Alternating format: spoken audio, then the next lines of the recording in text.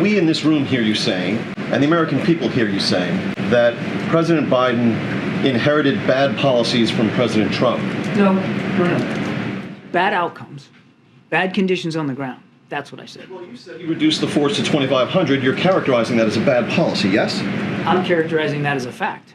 What we hear you saying, let me finish my question, please, and what the American people hear you saying is President Biden inherited flawed policies from his predecessor.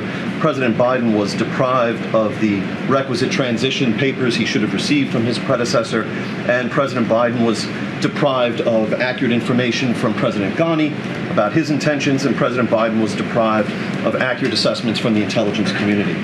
The depiction of the commander-in-chief that you present, or this commander-in-chief, is of a figure almost helpless and shaped and buffeted by individuals and forces and entities that are beyond his control, when he had every option to increase the troop size there during his 8 months in office.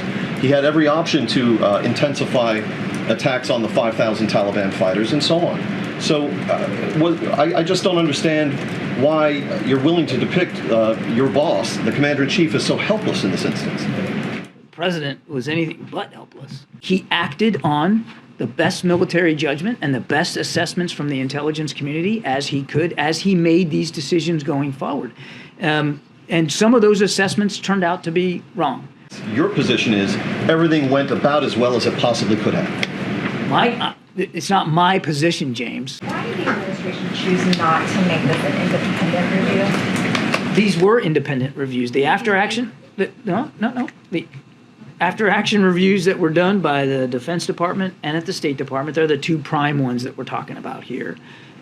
They were done completely independently. You'll see that. Well, they're so fundamentally his cabinet agencies, his cabinet leaders conducting the agency or conducting the reviews of his actions. Why not an outside commission, outside independent person to review what the administration did? Each of these agencies voluntarily conducted these reviews.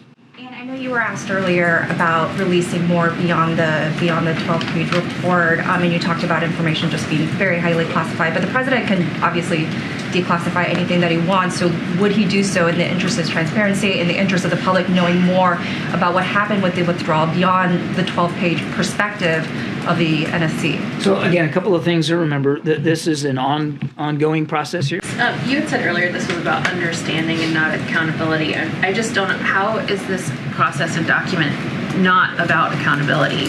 You assign so much accountability to the Trump administration and very little comparatively to your own. After action reviews are done, it's very common practice. They are not investigations. They're not criminal proceedings. They are saying they're criminal proceedings. They are studying. They are studying the conduct and the execution. The idea is to learn from them. It's not hunting for heads. Earlier, somebody asked if the president takes responsibility for this withdrawal and what happened after. You answered and said he has responsibility. Does he take responsibility, and have you heard him say that? The president's the commander-in-chief, and just by dint of being the commander-in-chief, he assumes responsibility. I mean, Jake Sullivan promised a hot wash, I think is the word to use, to describe what would come out of that. That certainly sounded like a very detailed accounting. And you say this is not about accountability, but how does the American people trust that the United States has learned from the mistakes that were made if they do not see those mistakes and see the administration acknowledging them, being public with them, and how they're going to address them? I think that's what I'm doing today. And I think that's the document you got in front of you. I think it's also, hang on a second, it's also the fact that those after-action reviews are on Capitol Hill voluntarily so that relevant committees and relevant